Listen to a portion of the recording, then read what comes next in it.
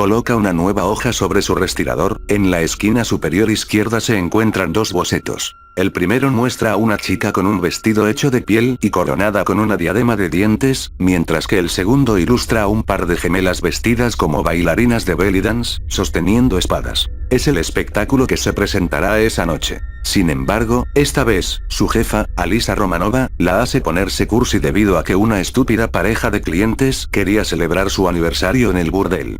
¿Quién carajos celebra su matrimonio en un burdel? ¡Qué idiotez! Eso del romanticismo no era para nada lo suyo, y no era parte de su contrato. Bueno, obedecer en todo a Liz era su trabajo, pero cuando se lo planteó, no se imaginó esta situación. Dibuja 3 cuerpos destazados formando la típica frase, I love you, dibuja un tache enorme sobre el dibujo. Piensa en hacer algo similar, pero con el símbolo de infinito. Lo desecha enseguida, demasiado hipster.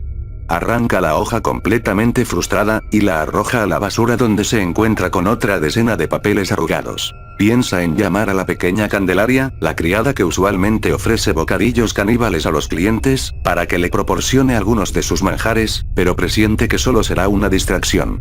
Decide tomar una libreta de dibujo, y recostarse en su cama. Siempre le ha resultado más fácil inspirarse estando horizontalmente. Abre la libreta, y solo consigue usarla como almohada. Esa labor le está pareciendo torturante y aburrida. Sin embargo, el castigo no duraría mucho, y podría continuar con su labor habitual. A decir verdad, aquel era el trabajo que siempre había anhelado, y ni un lapsus de cursilería lo arruinaría. Comenzó a perderse en el recuerdo del día en el que se unió al personal del burdel de las parafilias. Y bien, señorita Díaz, ¿qué piensa de mi oferta de trabajo? Me parece bastante buena, quizá demasiado para ser real.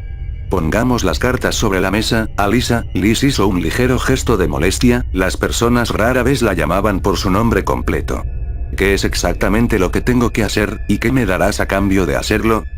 Te encargarás de los espectáculos del burdel. Para ello te proporcionaré todo lo que necesites, y como pago podrás hacer uso de nuestros servicios siempre que quieras, además de contar con hospedaje y alimento en nuestras instalaciones. ¿Y qué? ¿Nada de dinero? ¿Para qué necesitarías dinero, Jennifer? Dijo ella adoptando el tono familiar que su interlocutora había tomado. Tu habitación contará con todo lo que necesites y mucho más, podrás diseñarla a tu gusto. Eso de la habitación me suena a que tendré que estar trabajando mucho tiempo. ¿Cuál será mi horario? La europea no pudo contener una carcajada ante esa pregunta. No tendrás un horario. Si aceptas el trato pasarás a ser propiedad del burdel, y no podrás salir de él. Pero no pongas esa cara. ¿Qué puedes perder? ¿Una familia que no te comprende? ¿Una escuela llena de gente que te desprecia? ¿Una sociedad que jamás te aceptará? Piénsalo, aquí puedes realizar cada fantasía que cruce por tu mente. Lo que hiciste hace unos días no es más que el comienzo. Tienes posibilidades infinitas, recursos ilimitados, y vivirás rodeada de lujos y sirvientes que estarán a tu disposición todo el tiempo. Entonces, ¿qué escoges? Jennifer lo meditó un poco, pero no había mucho que pensar. ¿En serio no podré salir de nuevo? Te daré un día libre al año, y siempre puedes emular un paisaje exterior en alguna de nuestras habitaciones. De acuerdo, acepto. Pero hay algo más que quiero como pago. Liz la miró expectante, y le hizo una seña con la mano para que continuara. Quiero información, saber exactamente cómo funciona este lugar. ¿Cómo se mantiene si no cobran a sus clientes? ¿Cómo es que consiguen personas tan hermosas que estén dispuestas a prostituirse? Es decir, no lucían maltratadas ni temerosas, así que no pueden estar secuestradas, y tú misma mencionaste que eran más de 300. Olvidaba que tú no viviste la experiencia completa del burdel, debí dejarte hacerlo. Pero eres tan joven, tan sádica, me recuerdas a mí a tu edad, simplemente no pude hacerlo. Te lo explicaré, o mejor aún, te mostraré un video que te resultará mucho más educativo. Tecleó en su computadora, y le mostró la pantalla a Jennifer. Eran las imágenes de un pedófilo con una pequeña niña pelirroja, que ultrajaba para luego destrozar su cráneo con un martillo, y esparcir su semen en los restos. Se hizo un corte en la escena, y volvió a aparecer el pedófilo, esta vez esposado, y un montón de niñas se acercaban para arrancarle pedazos de piel a mordiscos. Finalmente, apareció otra niña pelirroja, y Jennifer tuvo que acercarse a la pantalla, pues era idéntica a la niña que habían asesinado al principio. Sí, es la misma chica, le dijo Liz adivinando su pensamiento. Jennifer volvió a mirar atentamente la pantalla, definitivamente era la misma chica, o quizá su hermana gemela, y todas ahora empalaban al pedófilo con un taladro gigante. ¿Matan a los clientes? Entonces, ¿cuál es su ganancia? No lo entiendo. Sigue mirando. Habían vuelto a bajar el taladro, un par de criadas limpiaban el cuerpo, y lo vestían con ropa limpia idéntica a la que se había manchado de sangre, y luego lo dejaron en un área limpia y se marcharon. Alyssa adelantó la grabación media hora. De pronto, el hombre se levantó y se retiró del lugar como si nada hubiera sucedido. Jennifer casi pega su rostro a la pantalla intentando encontrar algo que indicara que era falso, que aquel era otro hombre, pero no pudo lograrlo. ¿Qué carajo? Esto no puede ser verdad. Es un montaje, efectos especiales, qué sé yo. Dime, ¿cuál fue tu esclavo preferido? Daniel Cifer, respondió ella sin dudarlo, aunque no sabía a qué venía la pregunta. Alyssa tecleó algo en su computadora y sonrió perversamente. ¿Por qué? ¿Acaso estás buscando mi grabación con él? ¿Filman a todos los clientes? ¿Así obtienen dinero, con películas snuff? No pudo continuar con su mar de preguntas porque el sonido de la puerta la interrumpió. Adelante, gritó Liz aún con esa sonrisa maliciosa. La quinceañera miró hacia la puerta, primero con curiosidad, y luego con horror. A unos cuantos metros de ella se encontraba una aparición, un espectro, un joven de 1,80 m de alto, piel lechosa y atractivo como un Adonis. Daniel, su Daniel Cifer, al que le había destrozado el cráneo con una tina, y había cercenado post-mortem. Era imposible y, sin embargo, ahí estaba. Debía ser un truco, un gemelo. ¿Pero podían tener un suministro infinito de gemelos?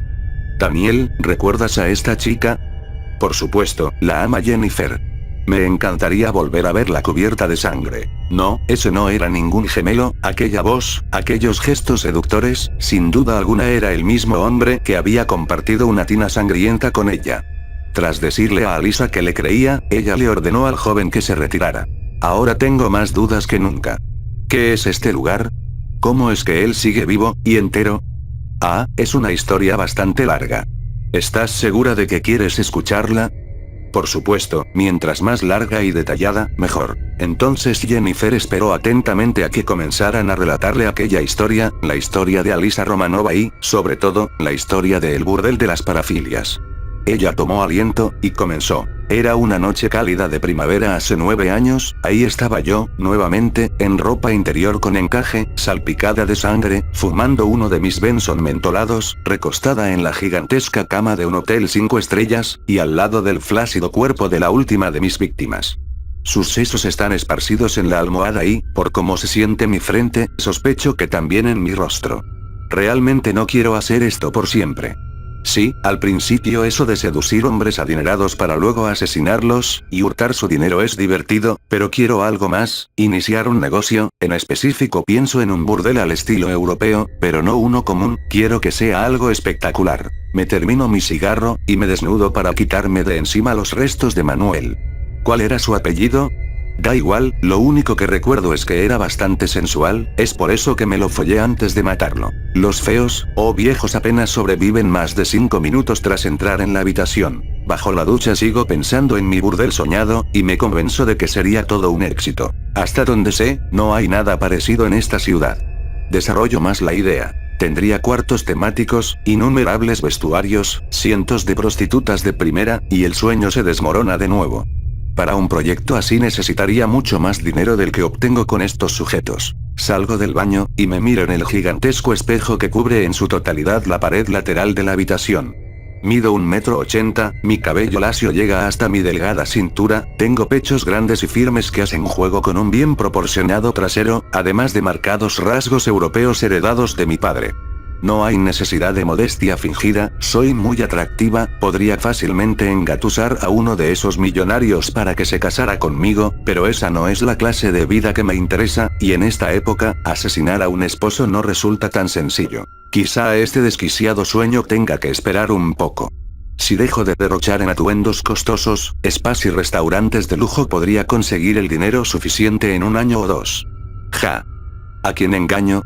Amo todas esas banalidades costosas. Pienso momentáneamente en mi ex, un sujeto adinerado y atractivo. De haberme quedado con él ahora podría estar asoleándome junto a la piscina en alguna de sus gigantescas casas. Pero también podría estar en un hospital con las costillas rotas, o gimiendo ante sus duras embestidas. Eso era lo único que hacíamos, pelear y tener sexo violento hasta quedar agotados.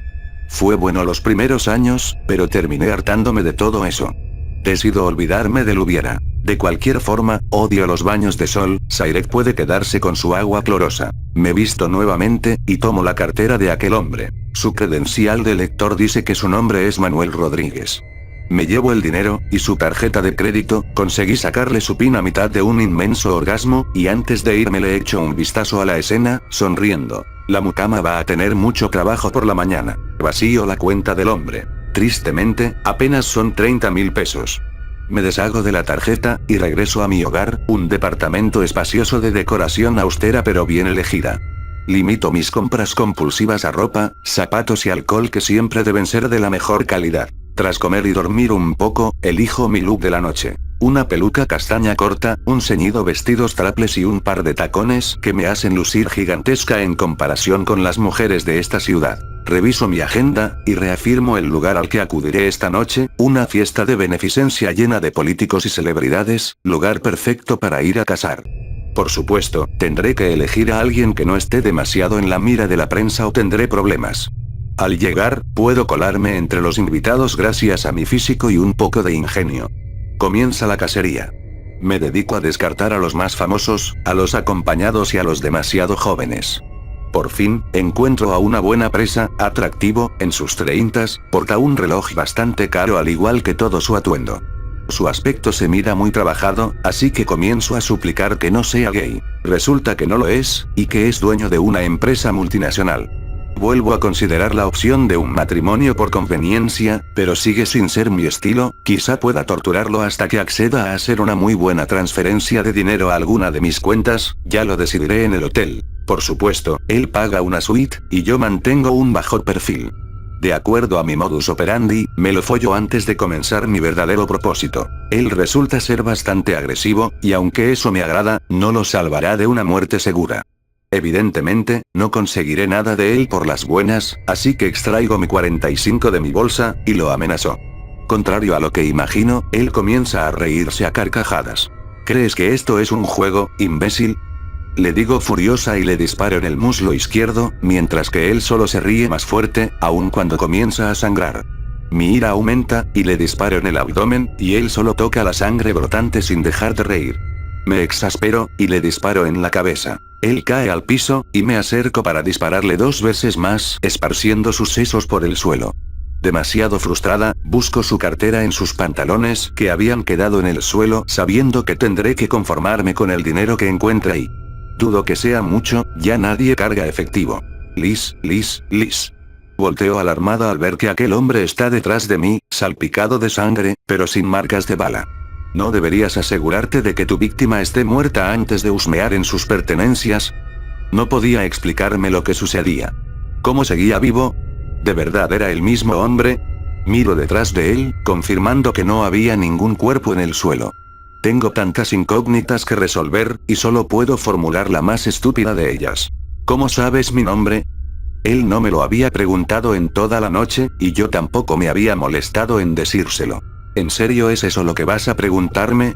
¿Nada acerca de cómo saqué esto de mi cabeza? Pronunció divertido mientras mostraba 3 balas sobre su palma. Te conozco, Liz, te he vigilado desde hace tiempo, aún antes de que comenzaras tu pequeña carrera criminal, y debo decir que me agrada tu forma de pensar. ¿Quién eres? A pesar de la extraña situación, recupero la compostura. Claramente no era un ser humano, pero tampoco quería dañarme, o ya lo habría hecho. Eso no es importante, sino lo que vine a ofrecerte, la oportunidad de cumplir tu anhelado sueño. El burdel, pronuncio enseguida, y la sonrisa en su rostro me indica que estoy en lo correcto. ¿A cambio de qué? Dolor, sufrimiento, muerte. Tú eres una experta en ello. ¿Entonces me construirás un burdel solo por seguir asesinando? Yo no haré nada, mientras más dolor y malicia traigas a este mundo, el burdel será más grande. Imagínalo, Alisa. Mi mente se llena de vividas imágenes de personas realizando orgías en una elegante estancia, cientos de cuartos de temáticas tan diversas desde un circo hasta un cementerio, habitaciones repletas de seductoras mujeres preparándose para complacer a los ansiosos clientes, y un gran escenario con un espectáculo digno de un teatro parisino. Era tan real que podría jurar que había estado ahí. Seguramente aquel ser estaba jugando con mi mente, pero aún así la propuesta es sumamente tentadora. Bien, acepto el trato. En ese caso, necesito que cometas tu primer asesinato para mí, dice entregándome el revólver. Claro, ¿a quién tengo que matar? A ti misma. La respuesta me sorprende, aquello no tiene lógica alguna. Pienso en cómo las balas no lo dañaron a él, y en lo poco que puedo perder. Respiro hondo, abro la boca, apunto hacia arriba y jalo el gatillo. Pierdo la conciencia. Cuando despierto, reencarno o lo que haya sucedido, estoy en el lugar que había visto en sueños. Es mucho más pequeño, pero es el mismo sitio, sin duda alguna. Este lugar es tuyo, Alisa, para disponer de él como gustes. Irás descubriendo que es un buen negocio inicial, y que mientras cumplas con nuestro trato, crecerá ilimitadamente. De lo contrario, irá derrumbándose poco a poco. Todo depende de ti. Entonces, ¿eso es lo que pasa? ¿Todos son inmortales en el burdel? Pero, ¿y los clientes? No somos inmortales, Jennifer, ya estamos muertos. Somos una especie de súcubos e íncubos, por decirlo de alguna forma. Mientras que el lugar se alimenta del dolor y la muerte, nosotros nos alimentamos del placer, ya sea propio, o de los clientes. Es por eso que nombré este lugar el burdel de las parafilias. Mientras más retorcido e intenso sea el placer que provocamos, nosotros nos fortalecemos. Con respecto a los clientes, tenemos la facultad de revivirlos y restaurar su cuerpo, aunque no lo hacemos del todo, ya que conllevaría un gasto mayor de la energía que obtenemos de ellos. Por lo tanto, les quedan unas cuantas secuelas, pero nada que resulte intolerable. De acuerdo, pero ¿yo qué tengo que ver en todo esto? ¿De qué podría servirte mi ayuda? Por lo que veo, el burdel ya es lo suficientemente grande, y debes tener suficientes clientes para mantenerlo así. Claro que hay muchos clientes, cientos de ellos, pero solo un mínimo de ellos son violentos o sumisos. Quiero que crees espectáculos para que les muestres el erotismo en la sangre, que dejen de lado su temor, y se aventuren a probar lo que han visto en escena, que golpeen, torturen y maten para luego volver y pedir hacerlo de nuevo. Eso es lo que necesito, lo que necesita el burdel para no volver a ser una posilga. Así que, ¿qué me dices? Crear espectáculos gore para alimentar a un lugar sediento de muerte, y a un montón de súcubos. Me parece bien, ¿dónde firmo? No había rastro de sarcasmo en la voz de Jennifer, ella de verdad ansiaba ese empleo. Bueno, tendrás que hacer algo más que firmar. Eres una chica lista, supongo que ya te lo imaginarás. En efecto, Jennifer lo había deducido antes de que Alisa le pusiera el revólver delante. Lo tomó, apuntó directo a su sien derecha y disparó. Definitivamente, ese había sido el momento más desagradable de la entrevista.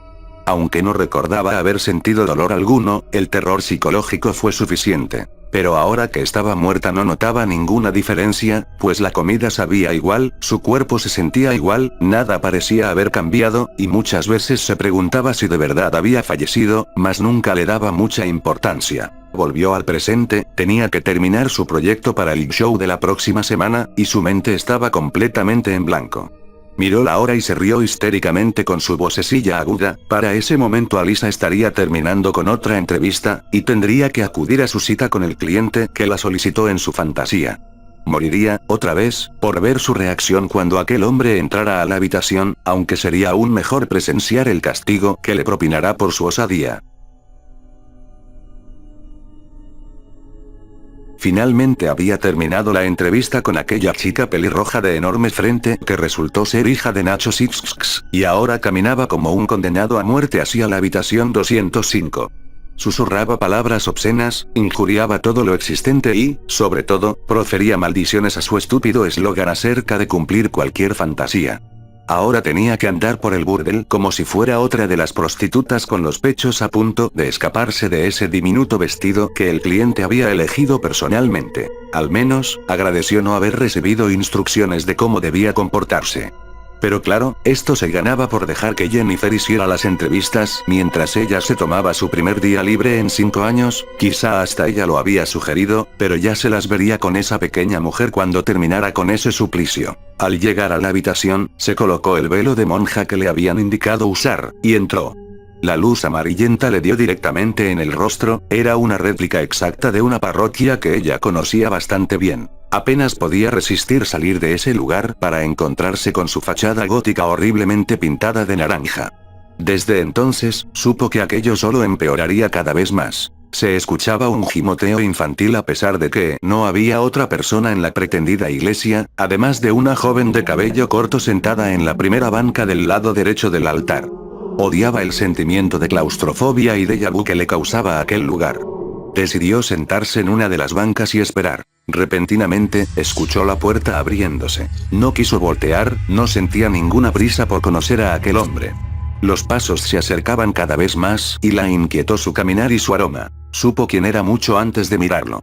Alzó la mirada hacia el altar solo para confirmarlo con terror. Los grandes ojos ámbar y los carnosos labios torcidos en una sonrisa perversa que mostraba unos enormes dientes afilados. Era el hombre que más había amado y odiado en su vida, Sayret, disfrazado como un sacerdote. Únicamente pensó salir del lugar enseguida. Corrió hacia la puerta, pero al intentar abrirla, recordó que nadie puede dejar las habitaciones hasta que el cliente lo desee. Mientras ella estaba abstraída en sus pensamientos, Sayret se había quitado el cíngulo y se acercó sigilosamente a ella, y la agarró fuertemente alrededor de su cuello dejándola sin aire, para luego conducirla hasta una pileta de agua bendita y sumergirle el rostro en ella. Al verla inclinada, no pudo evitar subir su diminuto vestido, comprobando que no llevaba ropa interior. Mirar ese hermoso trasero y aquella vagina perfectamente depilada lo excitaba demasiado, pero debía ser paciente, aún tenía muchos planes por realizar, así que tomó un crucifijo de madera y lo introdujo violentamente en aquella cavidad. Liz se retorció de dolor, pues el Cristo metálico en él estaba rasgando su vagina, y además se quedaba sin oxígeno. Sayret estaba distraído mientras la penetraba con aquel trozo de metal, así que la europea consiguió golpear su entrepierna. Alzó su rostro empapado y respiró convulsivamente, buscó en el suelo su candelabro y volvió a empuñarlo, y mientras él seguía retorciéndose de dolor, pateó su cabeza, derribándolo, y lo golpeó nuevamente con el portavelas. Normalmente lo hubiera seguido golpeando hasta escuchar su cráneo romperse, pero, por alguna razón, no se atrevía a matar a ese hombre. Y, además, era una estupidez, ya que luego podría revivirlo. Antes de que pudiera realizar algún movimiento, un enorme puño golpeó su rostro interrumpiendo sus pensamientos.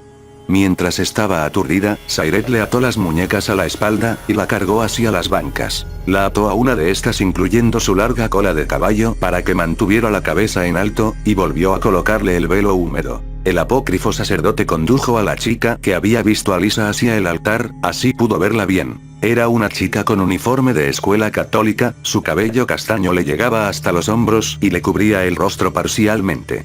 Liz sabía bien quién era, la había visto miles de veces, pero no sin un cristal de por medio. Era ella misma, 15 años más joven. Con su trabajo, creía que ya no la sorprendería nada, pero nunca se habría imaginado algo como esto, le parecía increíble aún para el burdel. Quiso correr hacia la chica para comprobarlo, pero lo único que consiguió fue dañar sus muñecas con las cuerdas.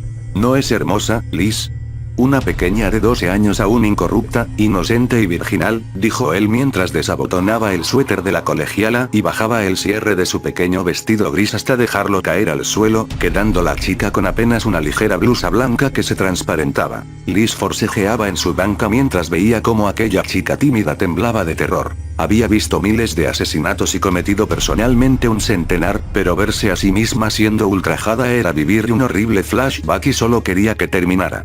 Sayret la despojó de su blusa y se la arrojó a Alisa, le retiró la ropa interior con torturante lentitud dejándola indefensa y desnuda. Mírala a Alisa, su hermoso e inmaculado cuerpo. ¿Lo recuerdas?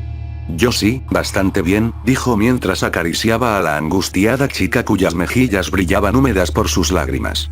Besó suavemente su hombro en tanto pellizcaba uno de sus pezones, y ella comenzó a gimotear de terror cuando Sayret bajó la mano hasta su pubis. Liz estaba cada vez más desesperada, no quería revivir aquel momento, quería asesinar a aquel hombre. Oh, no te preocupes, no voy a corromperla a ella también. Tras pronunciar aquellas palabras, la ató a la gigantesca cruz que se encontraba debajo de él, y extrajo un martillo y varios clavos de al menos 10 centímetros de largo. Tomó el primero de ellos y lo clavó sobre la muñeca izquierda de la chica. El sonido del metal atravesando piel y hueso resonó por el lugar, así como un escalofriante grito de dolor.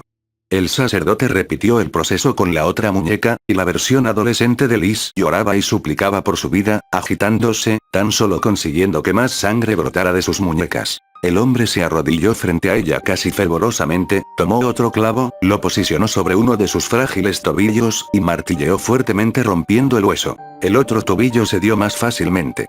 La voz de la pequeña Liz se había reducido a un susurro agónico. Sayret la miró con lujuria, introdujo su lengua en la boca de la chica mientras acariciaba su clítoris con movimientos circulares, y con otro dedo recorría la entrada de su vagina que comenzaba a humedecerse. ¿Lo ves, Alyssa? Lo está pidiendo a gritos. A pesar del dolor y el temor, ella solo puede pensar en sexo. Pero no, ella no lo tendrá, nunca. De nuevo buscó bajo el altar, encontrando unas tijeras largas y delgadas. Se acercó a la chica con ellas deslizándolas desde el pecho incipiente de la chica hasta su monte de Venus, produciéndole un visible escalofrío. Separó sus labios vaginales dejando expuesto aquel pequeño bulto carnoso que era su clítoris, y lo cortó de tajo, provocando un sangrado inminente, además de un nuevo aullido de dolor. Liz no sabía si se trataba de la impresión ante tal espectáculo, o si realmente tenía una conexión con su versión adolescente, pero había sentido el frío de las tijeras en su propia vagina y el horrible dolor punzante cuando se cerraron. Sayret puso uno de los largos portavelas sobre el fuego de un cirio, y contempló a la chica mutilada desaprobadoramente. Esto está muy mal, me parece demasiado profano representar a Cristo con una mujer. Tendremos que arreglarlo, dijo obsequiándole a Alyssa una de sus tétricas sonrisas en las que retraía sus labios, dejando completamente al descubierto sus enormes e inhumanamente afilados dientes. Miró hacia la crucificada y mordió con fuerza uno de sus pechos hasta que le arrancó un gran trozo de piel, para luego escupirlo sobre el altar. La chica chilló de dolor mientras abundante sangre chorreaba de su pecho izquierdo. El sacerdote aún mostraba su sonrisa teñida de escarlata, y siguió con su tarea, rasgando los pequeños senos hasta que quedaron convertidos en jirones rojizos. No, esto sigue estando mal. Inmediatamente, tomó las tijeras, y caminó rápidamente hasta el confesionario. Abrió una de las puertas, y dentro de ella encontró a un pequeño monaguillo rubio realizándole un felatio a un obeso y calvo sacerdote. Sayret pateó al niño, cortó el pene erecto del hombre y empujó la puerta del confesionario sin importarle el clérigo que intentaba desesperadamente contener el flujo de sangre. Ah, padres pederastas, son tan fáciles de encontrar. Tomó con precaución el portavelas cuya punta estaba ya al rojo vivo, y colocó el miembro cercenado sobre la chica, fundiendo la carne con el metal caliente. Esta siseó un poco, y se ennegreció ligeramente, pero quedó bien adherida. Al hombre seguía sin satisfacerle la decoración. Regresó al confesionario encontrando al pequeño niño llorando fuera de él, lo cargó y lo llevó hasta el altar.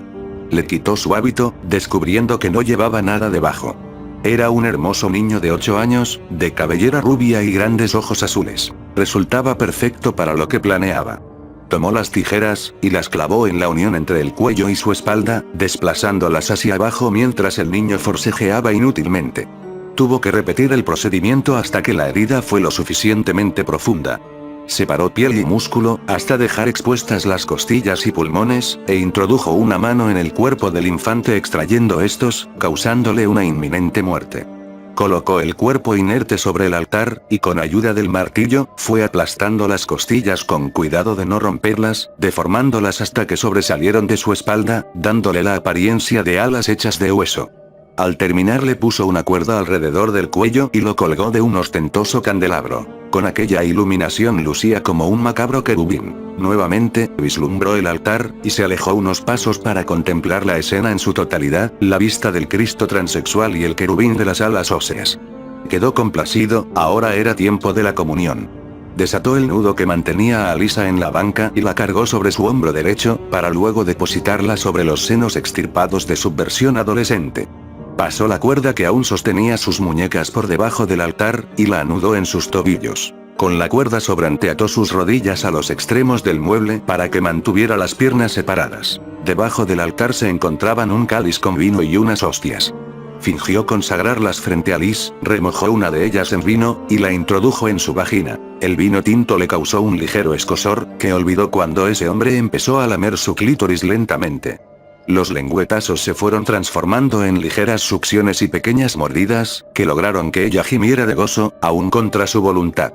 El hombre derramó vino sobre el manjar que degustaba, provocándole un ardor a Alisa que no hacía más que excitarla más. Sayret introdujo su lengua en aquella vagina, encontrando la hostia empapada de vino y líquidos vaginales, combinación que le pareció exquisita. Resistirse a penetrarla era imposible, se quitó el hábito dejando al descubierto su gran miembro y lo introdujo dentro de la dueña del burdel. Ella clamó de gozo, y él sintió aversión de inmediato, puesto que aquello no era para el deleite de ella, sino el suyo. Buscó las tijeras, y las clavó en el abdomen de Liz, deslizándolas hasta su pubis, haciendo que la sangre derramada se mezclara con el vino en el cáliz, mientras los gritos de dolor de la europea resonaban por la iglesia. Penetró nuevamente a la mujer, vertió un poco del vino adicionado con sangre sobre sus labios que apenas seguían moviéndose, y derramó el resto sobre su propio cuerpo. Animado al ver su cuerpo con aquel elixir rojizo, introdujo las manos en la nueva cavidad que había creado, presionando los órganos internos de la mujer alrededor de su pene mientras empujaba con más fuerza. La presión de sus manos y la sensación suave y tibia de aquellas entrañas rozando su miembro era algo inigualable, por lo que no tardó en correrse dentro del cuerpo apenas con vida de Liz. Ella solo podía pensar en una persona mientras su cuerpo era profanado, y no se trataba del hombre que tenía encima, sino de la chica que había permitido que eso sucediera. Jennifer por fin había terminado con la cursilería que le había sido encomendada, y estaba adhiriendo el boceto junto a sus dos anteriores trabajos, cuando su puerta se abrió de pronto. Apenas alcanzó a distinguir a Liz furiosa sosteniendo un hacha, antes de que el arma cayera sobre uno de sus brazos, separándolo de su cuerpo. Sin darle la oportunidad de preguntarle algo, volvió a atacarla. El hacha golpeó sus piernas, su abdomen, manchando todo de rojo hasta que el arma golpeó directamente su cabeza, partiéndola en dos hasta la mandíbula. La matrona liberó el hacha del cráneo con ayuda de sus tacones, y dejó una nota en el respirador ensangrentado. Cuando te regeneres, limpia las habitaciones de los coprófilos, y pasa a mi oficina. Alisa Romanova.